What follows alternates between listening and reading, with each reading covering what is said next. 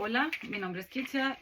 Considero que debería de recibir una calificación de 9.7, 9.8, ya que todos mis trabajos fueron entregados en tiempo y forma. Todos tienen 10. Pues estas son mis notas.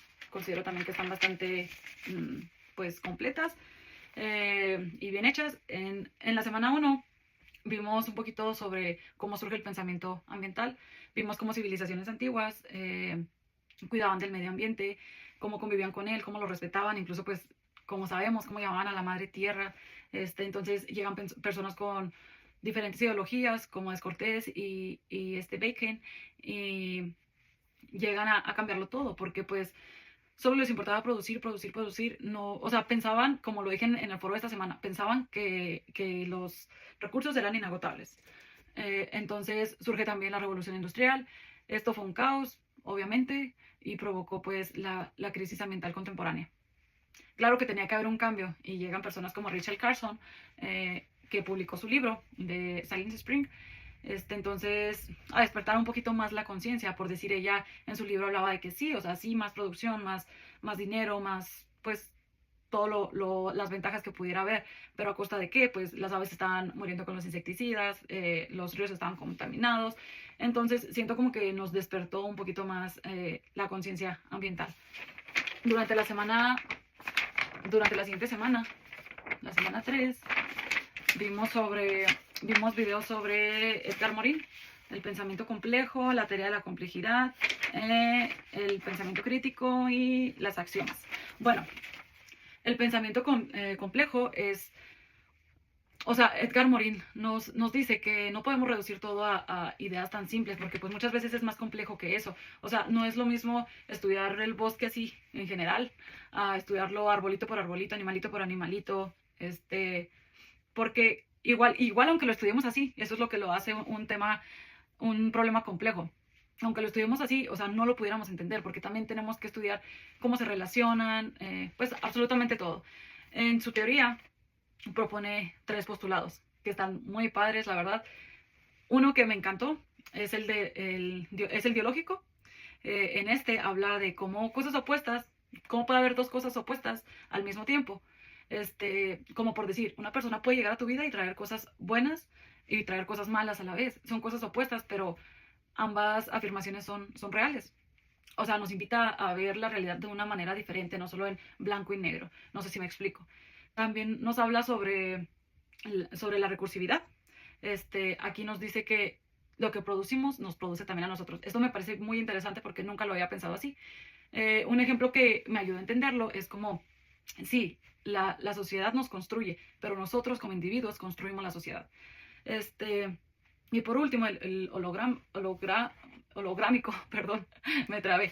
Se habla como el todo está en todas partes. O sea, esto quiere decir como cuando una persona llega a ti y el comportamiento que tiene, cómo está presente en él, absolutamente todo, su ética, su etnia, sus conocimientos, su cultura, o sea, absolutamente todo. Otra manera de entenderlo también es como nuestra célula, una parte de nosotros, contiene toda nuestra información genética. En cuanto al pensamiento crítico, es muy importante, y sobre todo ahorita, porque pues con tanto acceso a información, hay muchas noticias virales falsas. Entonces es importante que aprendamos a discernir ese tipo de información y pues comprobar que sean fuentes confiables. Y ayuda bastante a los problemas complejos, porque ayuda a ver los problemas desde diferentes áreas, que es justo lo que se necesita para problemas complejos, porque pues como tienen tantas causas, son multicausales, se necesitan diferentes áreas para solucionarlos. En la semana 3, le volví a poner semana 3, vimos sobre problemas complejos y su impacto global, local, y lo local versus lo planetario.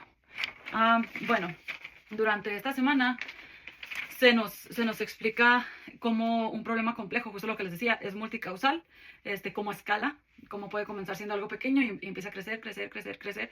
Justo lo que les decía, para solucionarlo se necesitan diferentes disciplinas. Entonces, pues se nos compartió una lectura también esta semana donde diferenciábamos un problema local complejo y uno planetario.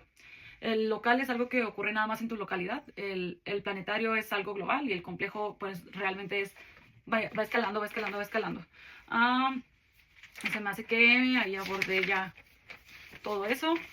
Durante la semana 4 vimos la historia de la globalización.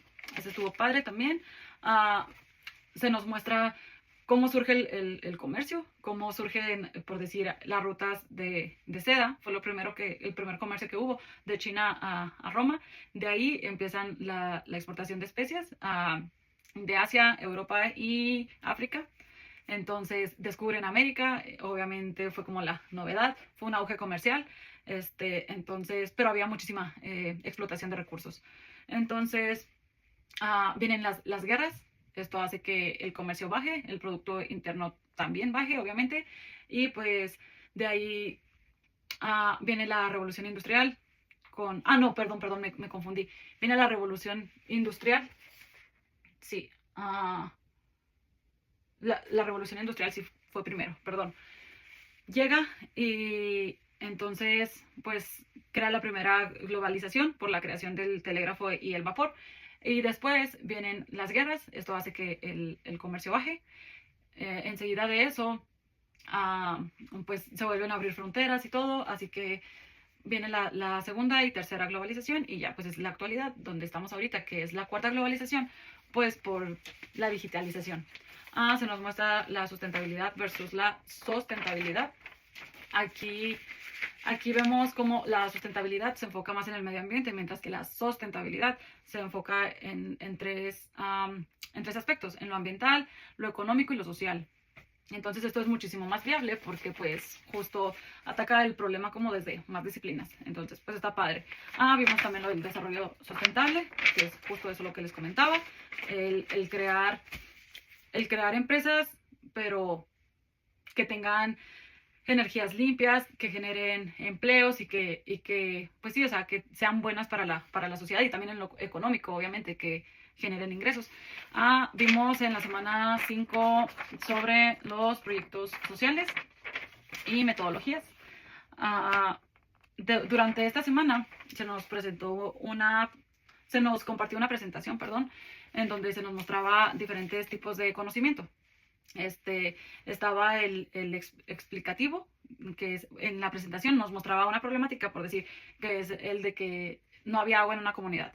El explicativo es algo así como cuando llegan los ingenieros a investigar por qué no hay agua en esa comunidad, a ver el por qué. El implícito es el de cuando llegan psicólogos, lo mostraban en el ejemplo, llegan y ven cómo afecta esto a la comunidad. Y el transnacional ya es como trabajar en conjunto para solucionarlo. Bueno, de aquí vimos un poquito sobre el proyecto social. Un proyecto social es aquel que se enfoca en transformar la sociedad. Surge de una problemática social. Pues tiene mucha participación ciudadana. O sea, buscas el principal beneficiario es la comunidad.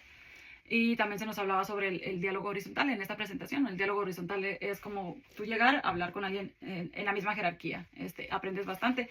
Es importante en este tipo de proyectos porque pues si tu objetivo es solucionar una problemática social, nadie lo va a entender mejor que quien está pasando por ello. Entonces, por eso es una parte muy importante. Se nos muestran las metodologías también, 10, en las que, bueno, se nos muestra, por decir, el marco lógico. Este es un poquito más formal. Es básicamente llegas y ves el problema, tienes que estructurar todo muy bien, que organizarlo todo muy bien. Buscas soluciones, eliges la mejor. Pues de aquí sigue evaluar. Sigue obviamente implementarla y luego evaluarla. Entonces, pues es como más estructurado, más formal, organizado. También existe el de diálogo rural, DRP, diálogo rural participativo. En nos decían que pues llegas tú a platicar con la comunidad, comunidades rurales, y pues ver un poquito más de cerca el problema. Entonces ya luego de esto les propones una solución. Y existe otro que personalmente fue mi favorito, que es el IAP, Investigación, Acción Participativa. Aquí llegas y además de hablar y dialogar con ellos, los involucras ellos investigan, ellos proponen, entonces siento que podría funcionar más. Estaba también el de Canvas de proyecto social, prácticamente llegas, en una hoja pones la problemática, quiénes van a beneficiarse, qué actividades se van a realizar, los recursos, la sustentabilidad, todo así en una sola hoja. Y hay uno también que me parece muy padre porque es muy estratégico, que es el de la teoría del cambio. Llegas, entonces les muestras como todo lo bonito, todo lo que pueda pasar si el proyecto sale bien. Entonces, considero que la gente se empieza a emocionar y ya con esto les dices, ok, pero para llegar a esto tenemos que seguir esto y esto y esto y esto y esto. También se nos muestra el FODA, pues considero que es con el que cualquier proyecto debería iniciar, que es fortalezas, obligaciones, debilidades y amenazas. Y pues prácticamente todas estas metodologías pudieran funcionarnos bien, pero pues hay unas que se adaptan un poquito más a nuestras necesidades, así que es cuestión como que de elegir la que cubra más nuestras necesidades. Y pues yo creo que sería todo.